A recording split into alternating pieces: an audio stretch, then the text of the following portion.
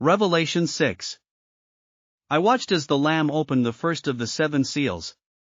Then I heard one of the 4 living creatures say in a voice like thunder, "Come." I looked, and there before me was a white horse. Its rider held a bow, and he was given a crown, and he rode out as a conqueror bent on conquest. When the Lamb opened the 2nd seal, I heard the 2nd living creature say, "Come." Then another horse came out, a fiery red one. Its rider was given power to take peace from the earth and to make people kill each other. To him was given a large sword.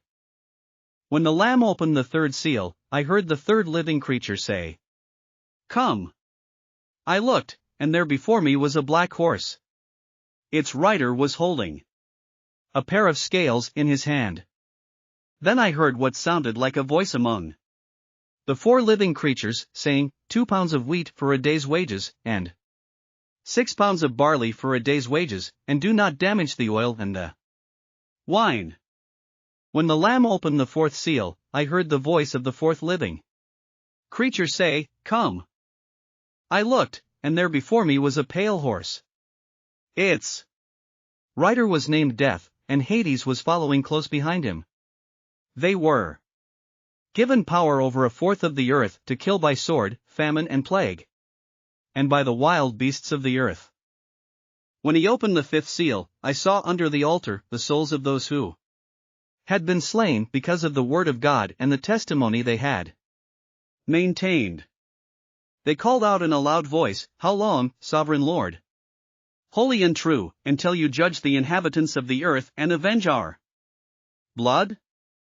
Then each of them was given a white robe, and they were told to wait a little longer, until the full number of their fellow servants, their brothers and sisters, were killed just as they had been. I watched as he opened the 6th seal. There was a great earthquake. The sun turned black like sackcloth made of goat hair, the whole moon turned blood red, and the stars in the sky fell to earth, as figs drop from a fig tree when shaken by a strong wind. The heavens receded like a scroll being rolled up, and every mountain and island was removed from its place.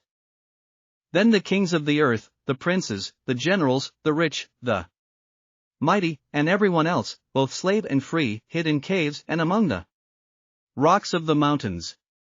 They called to the mountains and the rocks, "Fall on us and hide us from the face of him who sits on the throne and from the wrath of the Lamb. For the great day of their wrath is come, and who can withstand it?"